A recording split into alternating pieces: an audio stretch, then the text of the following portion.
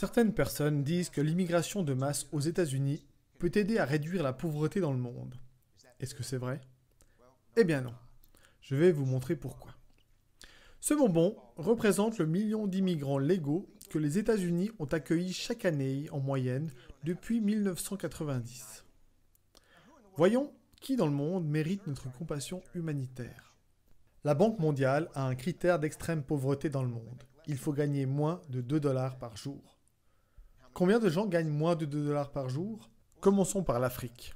Juste en Afrique, il y a 650 millions de personnes qui gagnent moins de 2 dollars par jour. 650 millions. Et en Inde, 890 millions de gens extrêmement pauvres en plus. En Chine, 480 millions de personnes en plus qui gagnent moins de 2 dollars par jour. Et malheureusement, la Banque mondiale nous dit qu'il y a encore dans le reste de l'Asie 810 millions de gens qui gagnent moins de 2 dollars par jour. Et finalement, il y a 105 millions de gens en Amérique latine qui sont extrêmement pauvres. Il y a donc, selon la Banque mondiale, 3 milliards de personnes dans le monde, 3 milliards de personnes qui sont extrêmement pauvres en gagnant moins de 2 dollars par jour. Ce sont ces 3000 bonbons. Et chaque année, nous en accueillons 1 million en prétendant que nous aurions fait progresser la situation humanitaire. Évidemment, nos immigrants ne viennent même pas de ces populations extrêmement pauvres. Ces gens sont juste trop pauvres, trop malades, trop loin de tout pour arriver jusqu'ici en tant qu'immigrants. Nos immigrants font partie de la frange la mieux lotie des pauvres de ce monde. Le Mexique représente bien dans nos esprits les immigrants qu'on accueille ici, parce qu'ils sont nombreux à venir du Mexique et parce que le Mexique est pauvre. Combien de gens dans le monde vivent dans des pays dont le revenu moyen est plus bas que celui du Mexique? La Banque mondiale nous dit que la réponse, c'est ces 3 milliards plus 2,6 milliards de personnes supplémentaires. 5,6 milliards de gens dans le monde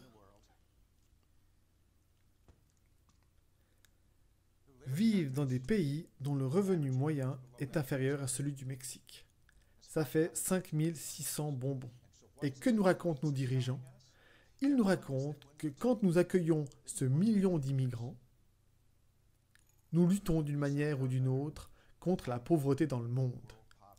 Et nous devons le faire sans tenir compte des effets sur nos chômeurs, nos travailleurs précaires et tous les gens les plus vulnérables de notre société, sans tenir compte des effets sur nos ressources naturelles. Et même si on suivait les propositions les plus extrêmes de Washington, à savoir de doubler notre immigration à 2 millions par an, ce qui submergerait complètement nos infrastructures physiques, naturelles et sociales, nous ne pourrions pas changer les choses. Et nous pourrions même nuire à ces peuples pauvres dans le monde, parce que le million que nous accueillons, ce sont les personnes parmi les plus énergétiques, souvent les mieux éduquées et certainement les plus insatisfaites. Des personnes qui, si elles n'émigraient pas, pourraient être les moteurs du changement de leur pays et améliorer le destin de leur peuple. Les vrais héros dans la cause humanitaire mondiale, ce sont les gens qui auraient les moyens d'immigrer, mais qui préfèrent rester dans leur pays pour utiliser leurs talents et aider leurs compatriotes. Malheureusement, notre système d'immigration encourage ces héros potentiels à abandonner leurs concitoyens. Mais l'impossibilité d'avoir la moindre influence est en fait pire que ce qu'il n'y paraît là.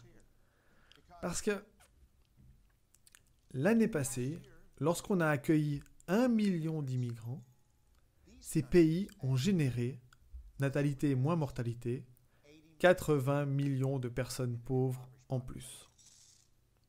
Et cette année, le Congrès fera venir 1 million d'immigrants légaux.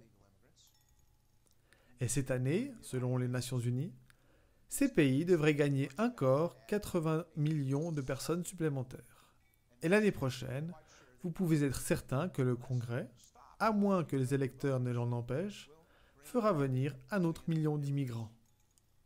Et ces pays, malheureusement, vont encore ajouter 80 millions de gens à leur population déjà pauvre.